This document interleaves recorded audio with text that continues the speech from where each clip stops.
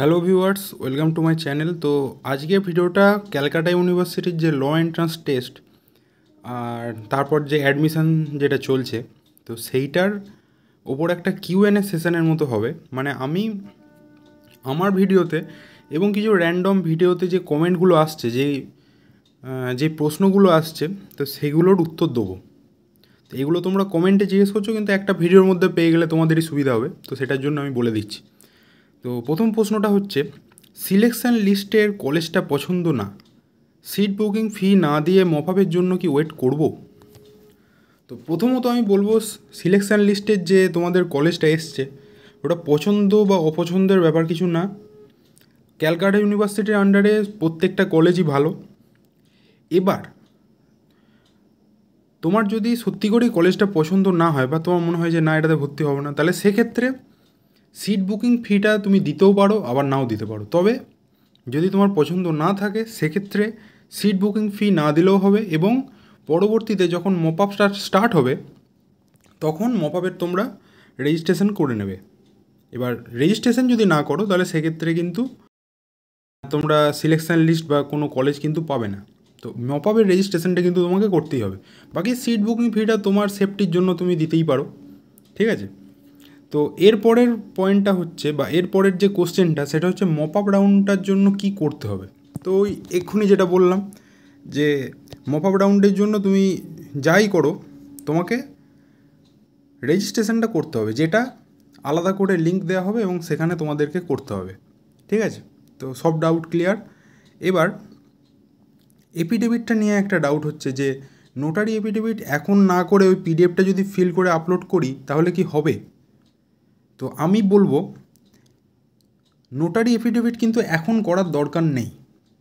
মানে অ্যান্টি র্যাগিংটার কথা বলছি। অ্যান্টি র্যাগিংটা তোমরা জাস্ট ওই যে পিডিএফটা আছে, তোমরা পিডিএফের নিচে দেখো ভালোভাবে ইংলিশে লেখা আছে যে এখন শুধু পিডিএফটা প্রিন্ট আউট বার করে তারপর ফিল আপ করে সেটাকে আপলোড করতে হবে। আর নোটারি 10 টাকার নোটারির যে পেপার, 10 টাকার যে স্ট্যাম্প পেপার, সেটাতে নোটারি এফিডেভিট করে সেটা পরবর্তীতে যখন কলেজে ক্লাস হবে তখন সেটা তখন সেটা কলেজে সাবমিট করতে হবে, ঠিক আছে। তো এই অবধি বুঝতে পেরেছো? তো এবার পরের যে কোশ্চেনটা সবার আসছে, সব ডকুমেন্টস একটা পিডিএফ ফাইলে লেস দ্যান 2 MB-তে আপলোড করতে হবে নাকি আলাদা আলাদাভাবে আপলোড করতে হবে? তো এখানে যে ডকুমেন্টগুলোর কথা বলা হয়েছে, প্রত্যেকটাকে একটা পিডিএফের মধ্যে করে সেটাকে যেন 2 MB-র কম সাইজ করে সেটাকে আপলোড করতে হবে, ঠিক আছে। এরমভাবেই করতে বলেছে।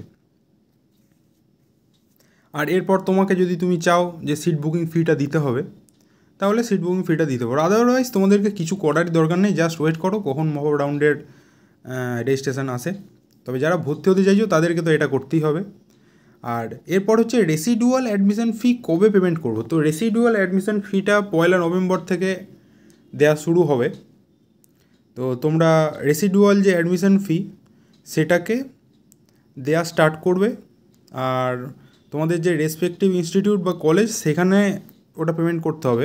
তো তার থেকে তোমার এই যে সিট বুকিং ফিটা, সেটা কিন্তু মাইনাস হবে, ঠিক আছে। মানে অ্যাকচুয়ালি অ্যাডমিশন ফি তুমি দেবে, সেখান থেকে সিট বুকিং ফিটা মাইনাস হবে।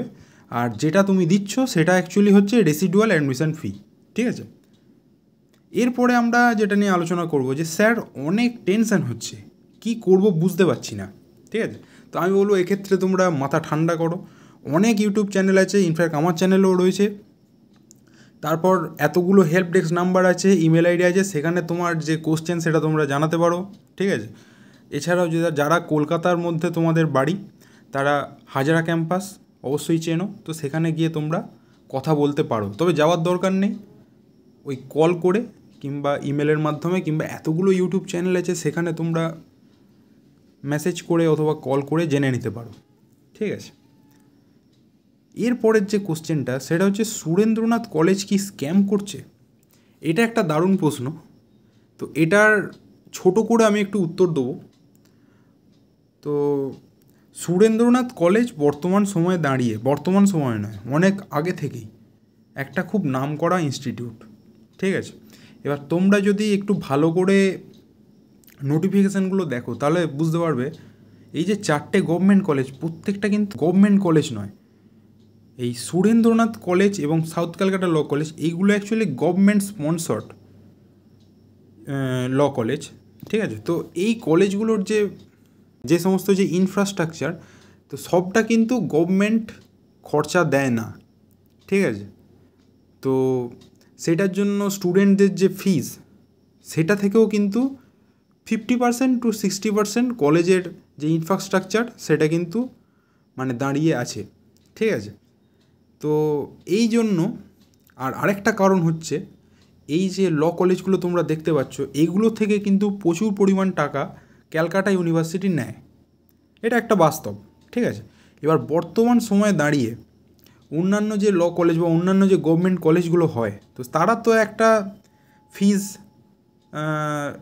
স্ট্যান্ডার্ড রেখেই দেয়, কিন্তু যে কলেজগুলো এরকম আধা সরকারি বা গভর্নমেন্ট স্পন্সর্ড বা গভর্নমেন্ট এডেড, তো এই কলেজগুলোর কিন্তু ফিস বাড়াতে হয়, না হলে বর্তমান যে বাজার বা বর্তমান যে টাকার অঙ্ক সেটার সঙ্গে কিন্তু মানানসই হবে না এবং কলেজগুলি বিপদে পড়বে এবং কলেজের ইনফ্রাস্ট্রাকচারটা সেটাও কিন্তু খারাপ হয়ে যাবে, যার ফলে স্টুডেন্টদেরই অসুবিধা হবে।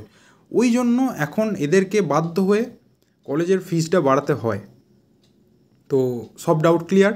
তো যেটা ফিজ আছে কারোর তো কিছু বলার নেই, সেই ফিজটা দিয়েই পড়াশোনা করতে হবে। আর আরেকটা জিনিস, আজকেই কি লাস্ট ডেট ফিজ পেমেন্টের? তো সিট বুকিং ফিটা যেটা, ওটা কিন্তু আজকেই লাস্ট ডেট, অর্থাৎ 31শে অক্টোবর এটাই লাস্ট ডেট। কিন্তু কাল থেকে শুরু হচ্ছে রেসিডুয়াল অ্যাডমিশন ফি পেমেন্ট। তো তোমরা ডকুমেন্টগুলো আপলোড করে অবশ্যই চেষ্টা করবে আজকের মধ্যে সিলেকশান লিস্ট দেখে তোমাদের সিট বুকিং ফিটা দিয়ে দেওয়ার। আর যদি না দাও তাহলে ওয়েট করো মপ আপ রাউন্ডের জন্য, ঠিক আছে। আর কাল থেকে তোমাদের রেসিডুয়াল অ্যাডমিশন ফিটা দেওয়া স্টার্ট হবে, ঠিক আছে। তো আর যদি তোমাদের কোনো প্রশ্ন থাকে সেটা কিন্তু কমেন্ট সেকশানে অবশ্যই জানাও। আর যদি কোনো ডাউট থাকে তাহলে তো হেল্প ডেস্ক নাম্বার যেগুলো দেওয়া আছে তাদেরকেও ফোন করে জানতে পারো, ঠিক আছে। তো আজকে ভিডিও এই পর্যন্তই, থ্যাংক ইউ।